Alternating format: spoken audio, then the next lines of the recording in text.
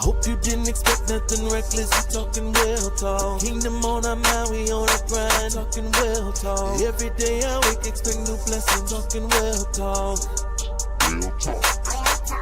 Cause we talking well, we talking well, we talking well, we talking well, we talking well, we talking well, we talking well, we talking well. Coming for hell, breaking the chains off. It's only by the power of the King we talking real talk. Oh, real talk.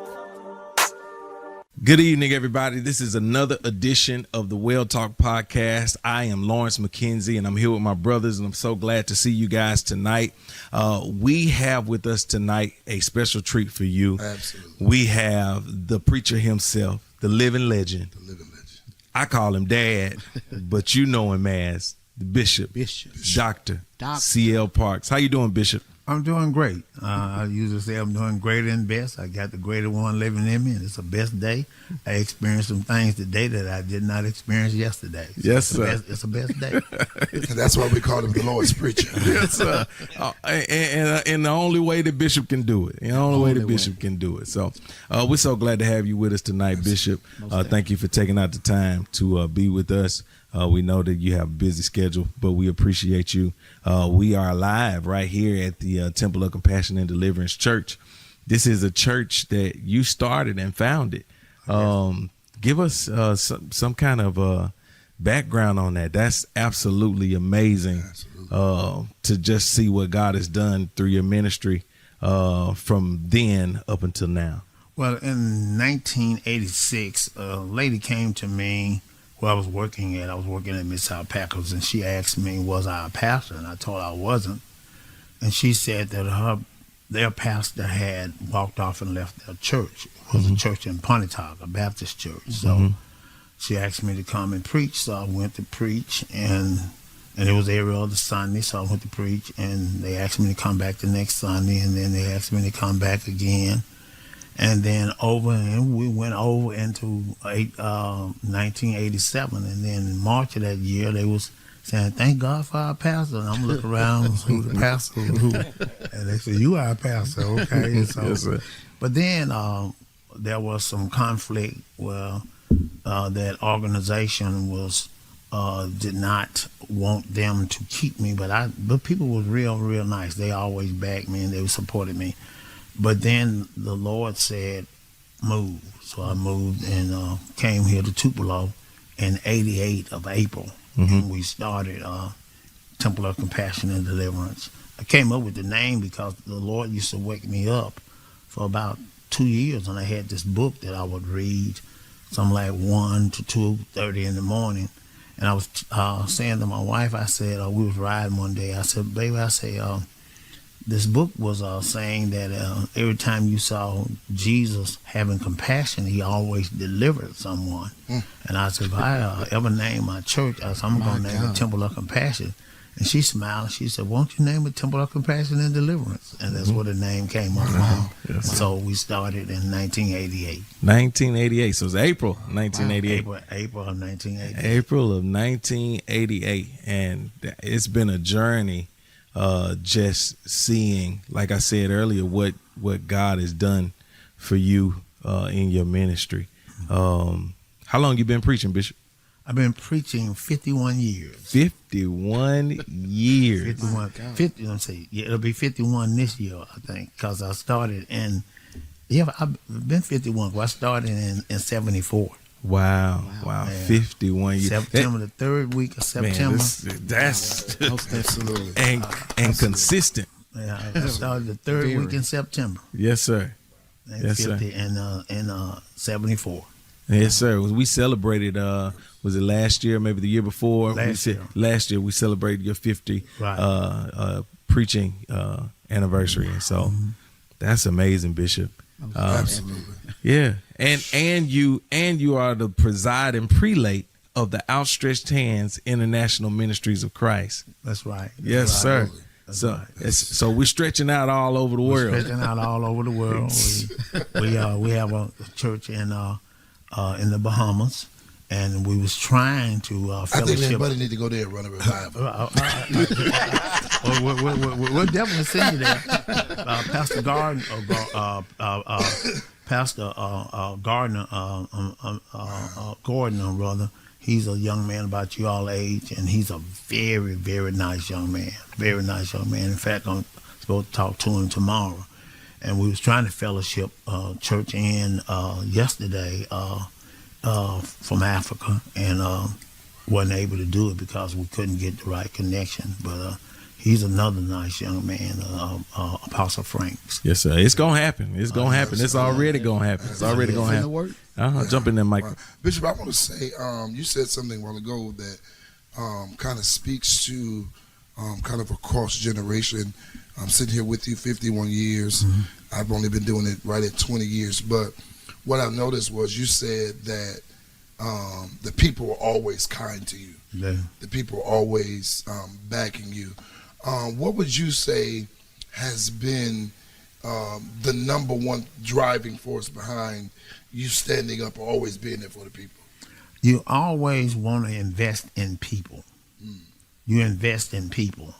And that's your time, that's your energy, that's your thoughts, and many times your money. Mm-hmm. Because there was times I went places that people couldn't pay me at all. When we started our church, I pastored the church 2 years without taking an offering or anything. But God always provide people to stand up and speak in your behalf. And so I think that's the driving force. Invest in people. And when you invest in people, God will cause someone to invest in you. I can remember it was Bishop Ivy Hilliard. He made a statement talking about passing the torch and, you know, this new generation. And one of the things he said, and you said it a while ago, was loving the people. Bishop Ivy Hilliard said that while we may know how to program and we know how to raise offerings and we may know how to put stuff together, the missing ingredient in doing ministry is people. Right. You can program well, you can even preach well, you can holler well, but I guess sometimes in our generation where we miss it at is loving the people. Right. And I guess what I've seen in the few years that I've known you, what I've seen for you is not just in TCD, but how you've opened yourself up to the community at large. I mean, you're giving away chicken just twice a month sometimes. I mean, the Christmas feeding, the Thanksgiving feeding, yeah. So, for as a young preacher, and I know we did this episode before, but I just want to go back and kind of ask you, as a young preacher, what would be a tool you could give us to kind of navigate, you know, when people are always not so nice to you?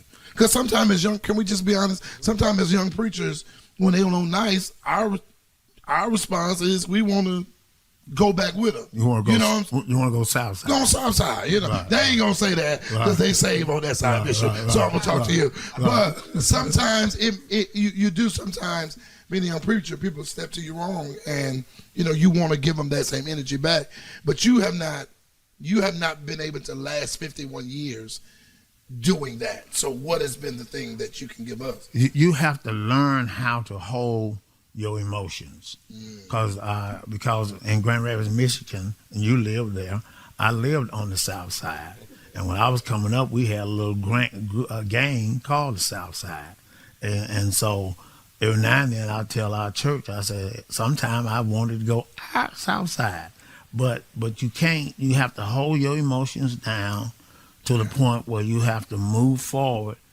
and give God time enough to direct your path, or actually calm your mind down so you can actually speak to the people, because one negative action can cause you to be besetted for years and sometimes for a lifetime.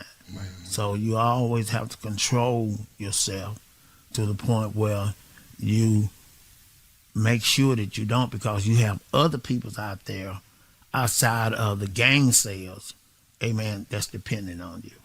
Elder Jamie, yeah, hop in there, man. All right, so Bishop, I was hearing you talk about some of your background, where you came from, some different things that you had going on in life previous to ministry.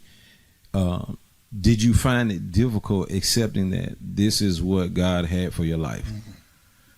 I did at first. I found it real difficult, cause I look back at my past. You know, I saw a lot of stuff that I did. You know what I'm saying, and I shook my head on a lot of things that I did. But then it was almost a year before I accepted and saying yes to the Lord, and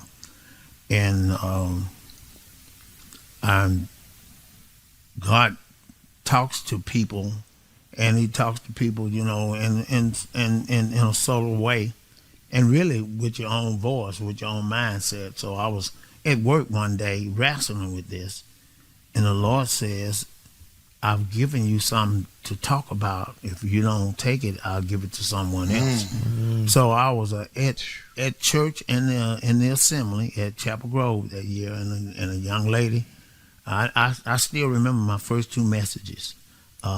Sister Payne, Brother Billy Payne's sister, she got on. She said, "The Lord want me to preach, and the message He want me to preach is check yourself." But that's the message He had gave me. So when she got up and said that, I got up and confessed my calling. Wow! And that next month, I preached my message, check yourself. Yes. That's the first message I preached. Say, check amazing. Yourself. Wow. Yeah. Did you feel like, in order for you to do that it required being perfect? At that particular time, people was teaching you had to be perfect, and that's what the struggle was. But then God said to me, "I'll use you like you are." My God, and that's amazing. You know that's what good. I'm saying? He spoke to me. That's good. Say He'll use me like I am. You know what I'm saying? And from then on, I moved on. You know, and little by little, some things changed in my life. But for Him to tell me that and assure me, you know what I'm saying, that made the difference. Such great validation. Right. Wow. Yes, so Bishop, after 51 years of doing this, outside of the people, what held you here so long? And I ask that because in our generation, when things don't happen as quick as we want them to happen, our generation will quit or find another place where they can get validated with what they are. So what kept you this long? The consistency of God. God is so consistent. Yes, sir. That even whenever I was down, He always finds a way to encourage you to hold on and move forward a little further. It was His consistency that, you know, that when I didn't have money, sometime how another He would call someone to come and be a blessing to me. Or when I was down and feeling like giving up, there was people like Bishop Hardy Coleman and his wife would sometime come by, and our singer would come by and just knock on the door and say, "Come on, let's go eat," and put $100 bill in my hand and things of that nature. And that was God being consistent, saying that, you know, I got you covered. It won't be like this always. You know what I'm saying? So learning how to move forward even through my struggles, that's what got me here, nephew. Wow. And it is the consistency of God that builds our confidence in Him. Right. You know what I'm saying? Yeah. And that, I get to hear the scripture where you was talking, said being confident of this very thing. Right. Right? That if God started something, He's going to finish it. And that's go. your life in itself has been a testimony. I mean, you said something a while ago that you waited a whole year. You wrestled a whole year before accepting the call. What was the point, Bishop, that made you say, "Okay, God"? You know, you said you were at work or you're at church and the lady got to preach the message. But what was that moment that sticks out to you when you first heard God's voice calling you into ministry? What also actually caused me to gravitate to what God wanted me to do is what I had been told all my life. They said my grandmother, when I was born, I was about 7 days old, put me in her lap. Out of all her grandkids that was older than me, said, "This shall be my preacher." Wow. And I heard that throughout my life, that, you know, Mama said she was gonna be her preacher. You know, Grandmama said you gonna be her. And then when we was growing up, all the kids, they would be playing, but they would cause me to be the preacher. You know what I'm saying? And then in the process, I strayed away, but then I kept hearing that. Granny said you was gonna be a preacher. You was gonna be a preacher, and then in doing that, God assured me that what was said about me was coming to pass. Wow. And so that's what it was. It pushed me. What was said about me, what God said about you, push you into what you're supposed to be. Yes, sir. If you embrace it. Yes, sir. That's something. Michael, you say it all the time. I got a word over my life. That's right. You know, Man. ain't nothing like having a word. That's why it's so important, you know, to even speak positivity over your own life. Speak positivity into the lives of those who you're connected to, because your words come alive. Your words come alive. And Bishop, you've been teaching that here for the past 3 or 4 years now, consistently, about how important it is to speak positivity into your own life. So I appreciate your stance on truth and your stance on righteousness and holiness. Let's talk about that, because it seems like today holiness Here we go. is nowhere to be found. You asked the question in your sermons, where is holiness? Where is holiness, Bishop? Holiness is in the background now, and the reason why people are going after stardom. People are going after stardom, and when you go after stardom, In the background. you know, you push actually what's really important in the background. And God gave to me almost 2 years ago. He said, "Tell the people not to go after things, but to go after change." Go after change. Now, and when you go after things, you leave change behind. You know, because you're going after things. And the Bible says in Matthew, "First seek ye the kingdom of God and his righteousness, and everything else will be added." All of these other things will be added. So what he's promoting us to do, to go after change. And when you go after change, the things that you need will be added to you. But people today, they want the stardom. You want they want the big stage, you know what I'm saying, and things of that nature. So you leave off some things and you stop talking about some things, because you can't talk about holiness a whole lot this day and time, and people like you. You know what I'm saying? You can't talk about how, you know, you leave another man's wife alone, or you know, or either, you know, dress decent. Yeah. You know what I'm Yeah, saying? yeah. Because we in a time now where we dress any kind of way. You know what I'm saying? And so there was time, and I know God is not after clothes, he's after souls. Right. But after you get saved, you come one way, Come on. Right. but you leave another. Right. You Right. know what I'm saying? And you learn how. If you're in the professional rank, if you're in the professional rank and you in the upper echelon and these Fortune 500 companies, if they have a standard of dress, Yes, sir. why shouldn't God have a standard of dress? Because he is the highest of highest. Right. Right. And like you said, holiness is not just dress. Right. It's our actions. It's Right. what we do Right. in secret. It's what we do behind closed Exactly doors. It's right. what we do that people don't know. Right. You know? And like Pastor Red said, we had a segment before entitled Dear Young Preacher.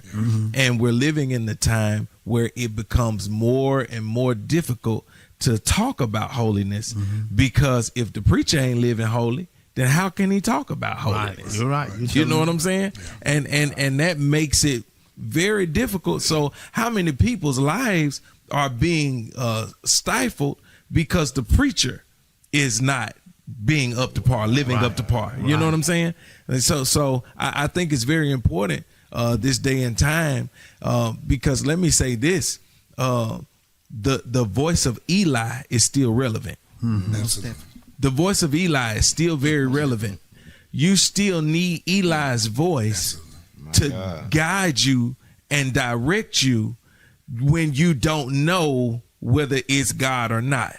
And you talked about how you have, you kind of hinted at it, but talk to us about some of those voices that you've had in your life that has guided you and directed you, and then tell us how important it is in this day and time for us not to go on and dig a hole and dig a grave for the old preacher. That's right. Right. Well, see, respectability is one thing. Yes, sir. Respect and honor. Bishop Robbins was my state bishop, and I never will forget when when we started the church, we had to represent. So I didn't have we didn't have, because we was in a storefront, you know what I'm saying, to tap out, and I said we tapped in. Yes, sir. But anyway, we didn't have a whole lot of people at that particular time. So when it was time to represent in the state, I went to him and asked him, could we be exempt? And he turned around and said, son, I can't exempt you, but do what you can. I never will forget, we represented $35. But from there, God kept blessing us because I kept obeying him that was over me. Wow. And when we left the Mississippi Diocese, actually we was paying more than anybody else at that particular time. He was the one that looked at me. I never went after a position in the church. I never did. I'm gonna cut you off. Can you say that one more again? You never what? I never went after a position in the church. Come on. Yeah. I became the Sunday school superintendent of the state because they asked me to be. I became actually the vice president of the Youth Congress, and later became the president of the Youth Congress of the state because they asked me to do it. And then I asked him, because at that particular time we had some churches of honor, so I asked him, could we just actually not come to the fifth Sunday service, but I would pay the money and I would be there, but we had just bought this church. And asked him, could we just bring a group of people and leave some people here at the church, because at that particular time the church was full, 500 people, and we couldn't hold everybody. And he said, let me wait till we have our assembly. So when the assembly came in July, he said, let me wait until we have our general assembly in Memphis, Tennessee. Because what happened was that the year before, I had asked him, because he was getting older, he was 87, I had asked them, would they have this general assembly in Mississippi?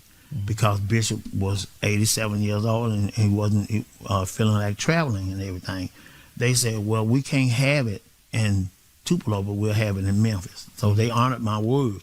So when we got there, that October, we sat down. He said, let me take, I want what you asked for. I want to take you and ask the bishop board, is it all right? But when we got there, my wife and I, and he said, this young man, he said, I want y'all to make him a bishop. I almost fainted. And I asked them, wow. They said, we heard about your work. We can make you a bishop in this assembly. Wow. I said, no, let me wait and stay up under Bishop Robin for another year. And then 99 came in. They asked me again. I said, no, let me stay up on him another year, And so when 2000 came, you were running. I was running, right. I was running, but I wanted to be sure, too. Right. You know what I'm saying? Right. And I love Bishop. That's good, Bishop. You wanted to be sure. I wanted to be sure. Yeah. And I was, and I loved his leadership. You know what I'm saying? And I respected him enough. It was him that called me because I was not going to take it in 2000. But he called me and he said, I think he was 89 at that particular time. He said, son, I'm going to leave here. He said, you well able to take this position. And I took it in 2000. And that's when they consecrated me bishop. He didn't even get a chance to make it because he was having some health problems, So I think respectability and honoring a person is everything when it comes down. And we don't have a whole lot of that in ministry now. Yes, sir. You know what I'm saying? Because people are trying to outdo the pastor. My God. Uh-oh.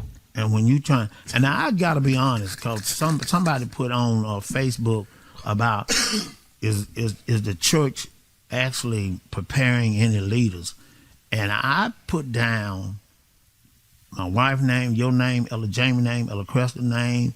I put down about 15 names that I know that since you all have been here, you all have heard and you all are taught how to lead. And if I left this church and went to Timbuktu for 2 or 3 months or whatever, I could put it in any of you all's hands, and you all can handle it. I got that much confidence. Wow. I really, really do. And that's what Bishop Robin, he had confidence in me to the point where he set me and Ella Jeans up over the church and said, in our state meetings, when service is going awry and it's not supposed to be like it is, I'm placing authority in you all's hand to stop whatever's going on. And then all he had to do was look at us. And we knew that we had to do it. Even if we were going to get criticized for it, we did it. And that's what is needed in this day and time. Is people need to stop trying to be in competition with the pastor. Pastor needs some Aarons and some Hurs that will hold up their hands. Come on. My God. While everything else is getting done. That's good, Bishop. You said So many that was points. packed. Come on. Somebody else, y'all jump in Bishop, you said that they saw the work you were doing and sought you out. Right. They saw, so your work was there before you ever got there. Right. And I believe that's the disconnect, and they're probably gonna edit me on this one, but I'm gonna say it anyway. Say it. Thank you, Bishop. Did y'all hear, Jordan? Did you hear Bishop? He told me to say it. That's the disconnect that we see now, because we don't see the work, but we see your title. Right. Wow. We don't see the work, but we see your regalia. We see your Right. clergy collar. We see your cord. We see your ring. Nobody in the community knows you. Right. But you got every color shirt off Tubi, Temu, or whatever that you could find. But you just said that they saw your work and came sought you out. And then here's another part you said, and you were highly recommended. Right. That right there cancels out 60% of our culture anyway. Because now we want the position, but we don't got nothing to show for it. Right. We have no work. We have no dedication. You talked about loving your leader. Many ministries started now because you started a church in your pastor's church because you fell out with your pastor. Right. Exactly right. Now that's So you ran from this, and you said, because I loved my leader's leadership. Right. I could have, here's the thing, I could have self-promoted myself. I could have took this position and probably could have done it better than my leader. Here's the key point, fellas. But he said, I loved my leader's leadership. Right. Wow. Right. No matter how well I thought I could do it, this is so profound. I was so in love with how he was leading that my ability I was blind to. See, you have to ask yourself the question, I'm finna run. where are the Joshuas and the Calebs? Talk, Bishop. Come on. Where are the Yes, Joshuas and the Calebs? We're well able. You had two people that said, Moses, we're backing you. And actually, if the people had got together with them, they could have crossed over into the promised land 40 years earlier, but they didn't. Wow. And and people have to realize the title don't make you. You make the title. Yes, sir. Because the title is already there. So what God does is God put people in that fit the title. You got some people is in titles that the title is too big for. My God. And when you have pants on that's too big, they fall off. And when you have pants on that's too tight, they're very uncomfortable. Bishop.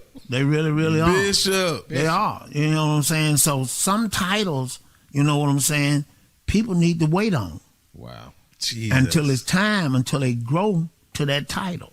And then when they grow to that title, God will fit them in that title. Don't get in a rush. You know what I'm saying? And all down through scripture, you see what some people got in a rush. And so Joshua, when Moses went up and that 40 days he stayed with God. Moses, some elders went up so far they couldn't go. Then Joshua went up so he stayed there with Moses for 40 days until Moses came. Because he was, why? He was Moses' protector. Yes. How many people are protecting the person that's leading them with their lives? Wow. How many? Bishop. You asked the question. How many? There was time Bishop Robin was in discussions Jesus. and people knew that leaders was wrong and wouldn't say anything, arguing back at him. I took the position and said, y'all wrong. Bishop is right. And from that time, people were very, very cautious of how they attacked him because they knew he had somebody was going to speak up for him. Who's speaking up for the leader? Wow. My God. And I'm talking not afraid to. Yes, sir. You know, Yeah. if it's masses of people, I'm not talking about 2 or 3 people. But I'm talking about if there are 30, 40, or 100 people who would speak up for the leader and not be afraid. You know what I'm saying? Of family members, cousins, friends, or whatever. You know, dogs, girlfriends. You know, who will speak up, and that means a whole lot to God. Yes, sir. Not only to the leader, it means a whole lot to God To God. to do so. Wow. God honored Joshua and Caleb Yes, sir. with long life because they were the only 2 older people that actually entered into the promised land. Now, there was, I call it teeny boppers from 19 years old and down. They went in, but Joshua and Caleb was the only 2. And Caleb was 85, talking about, still, give me this mountain. Wow. I'm 85 stronger years today. old. Wow. Wow. Come on, Shay. Well, I want to ask, what do you think it will take for the younger pastors to get together with the older pastors to see what a disconnect is? To stop thinking that I think the older pastors need to stop thinking that the younger pastors actually have nothing to offer, because they do. And I think the younger pastors have to get to the point where they have to stop thinking that they know more than the older pastors and that they're outdated. And when you come together and you start sharing information, you find out they can help me. My son, Jamie, he'll call Bishop. I want to do so and so and so and so. Okay, all right. But if I think it's not a good idea, I'm gonna say no, not right now. You know what I'm saying? And I think that ought to be heard. Buddy and Josh, all my sons, they always call me, throwing out things, Ella Cresta, Ella Sadira, things of that nature. And some things that they call and talk to me, change my mind about some things. Or either I say, go ahead on, Ella Jamie, go ahead on. I think that's a good idea. I never thought of it, but they thought of it. So I think, okay, that's good. Validate it. Yeah. Don't try to feel like that you always have to have the last say. So the leader's not a dictator. He's a director. Come on, Bishop. He's a director. Come on. He's a director and an instructor. He's not a dictator. That's good. That's Right. Good. That's real good. Wow. Elder James? Well, I just kind of wanted to hit back, basically going back to, because you said that these men, and I guess in a certain period, certain span, maybe when your ministry wasn't just rolling, maybe you were in a season where your ministry, and I'm talking about in the early times, Right. maybe you weren't passionate, I'm not sure, but you said that they came and sought you, and basically that put encouragement in you, like. And I guess the question I'm asking is, what relationally did you do before them that cultivated that type of care between you and those older leaders at the time? I did things to respect them. If they was in a service, you need some water? You need me to carry your briefcase? I did things to respect them, to let them know I honored them. You know what I'm saying? If it was raining, get an umbrella and walk them out to the car, open the car, and put, you know, things of that nature. And not only for them, but for their wives and things of that nature. I did things to show them that I respected them, you know, and I appreciated them as being older people that was pouring into my life. And those things, when you show respect, and it can be some of the smallest things that become great to them.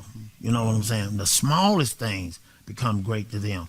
Sometimes they would be sitting down eating, and I'd walk up and pay for their food or something like that there. And sometimes, and because they had seeded into my life so many times, you know, and so sometimes it can be the smallest things. And then what had happened after that, I had got off into the evangelist field, and if they would call me to come preach, I would go preach. And I remember going to Bishop Coleman Church one time, and it was just 7 people there. It was me, my first cousin, Bishop Coleman, his wife, Pastor Wilson, Kerry Wilson, and his wife, and one more person. 7 people. That's all was there. You know what I'm saying? And I think Bishop Coleman got up and said something about it. He said, this man drove all the way here for 7 people. Wow. And I think they raised me something like around about $40. I would come all the way back home from Memphis. You know what I'm saying? But he had blessed me so many other times. Right. You know, he had blessed me so many other times. So I couldn't get mad about $40, and he done blessed me and came and knocked on my door and took me out to eat and gave me $100. I'm gonna put a pin right there. That's good. I just want to say, I saw you preach a funeral here one time, and it might have been that same amount of people in here, but JC and I was here playing for you for the funeral.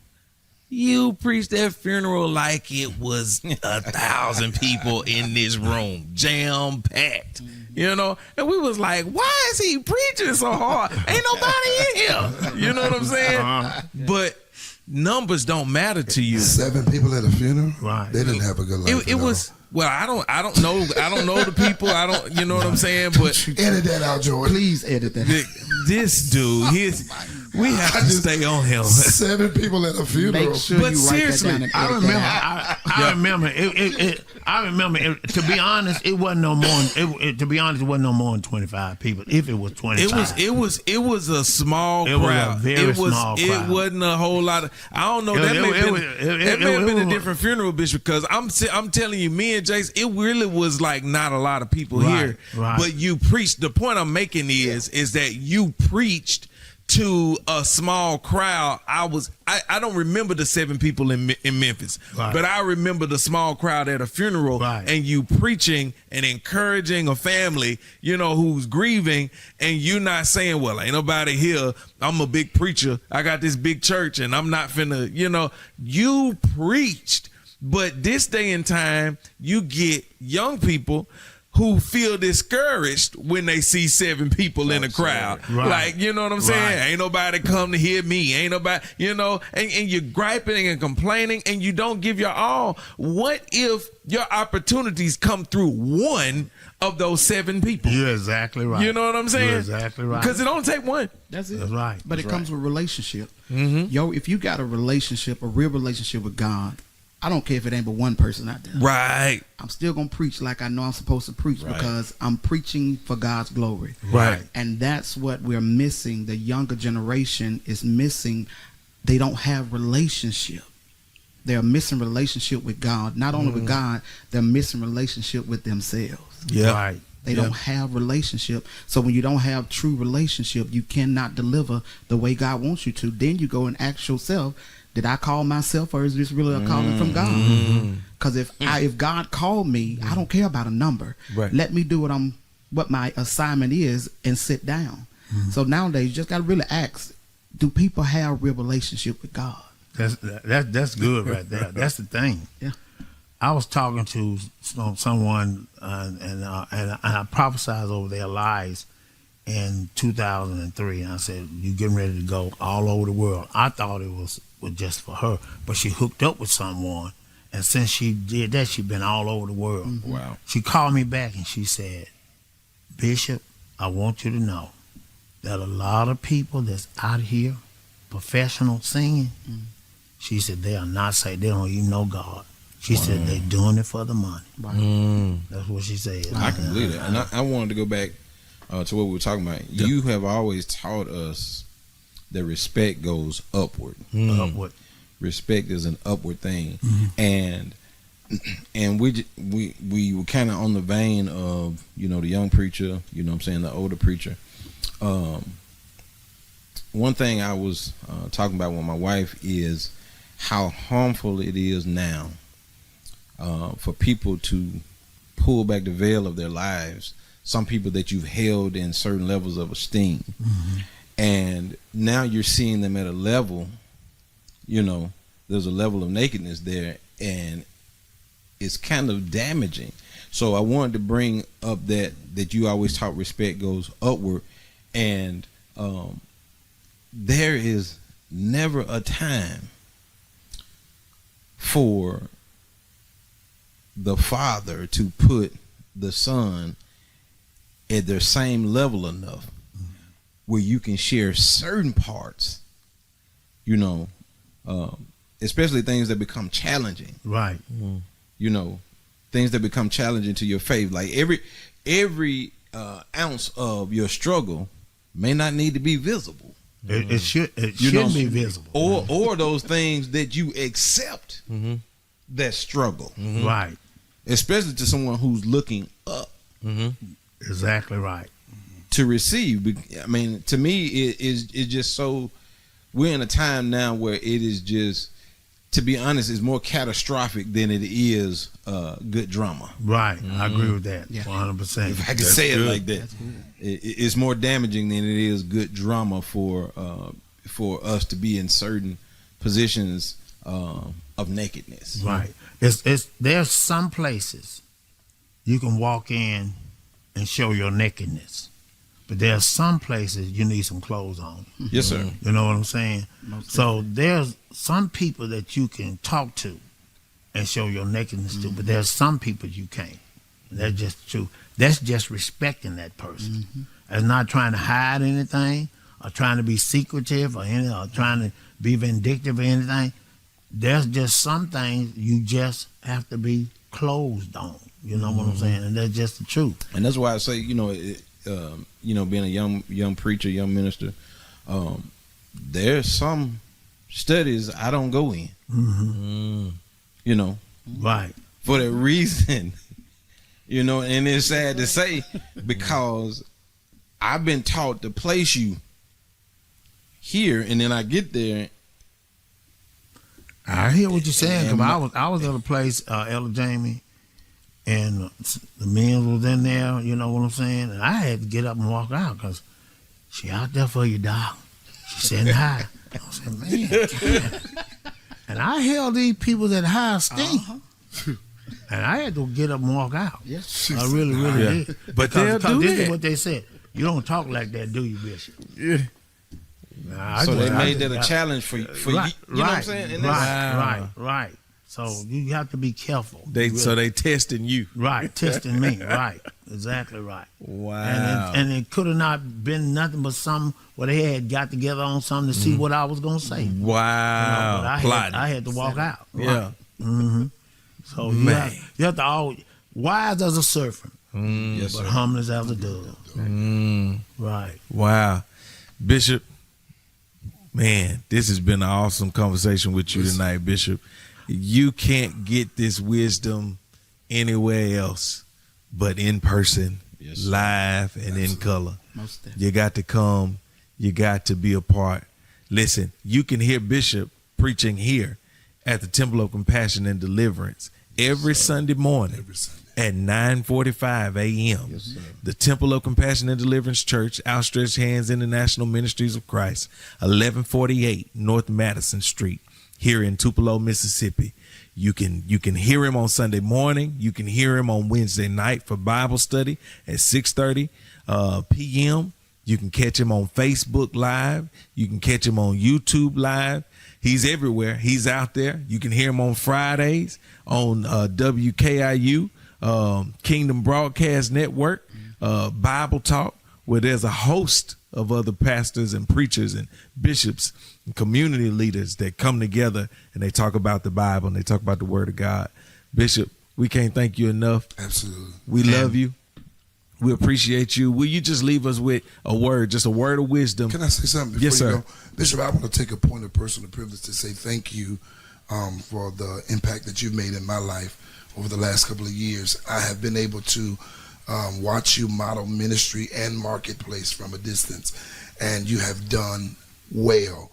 And I just thank you for allowing me to be a part of your inner circle, to see how you do things. Not only are you loved at TCD, but you're loved in the community.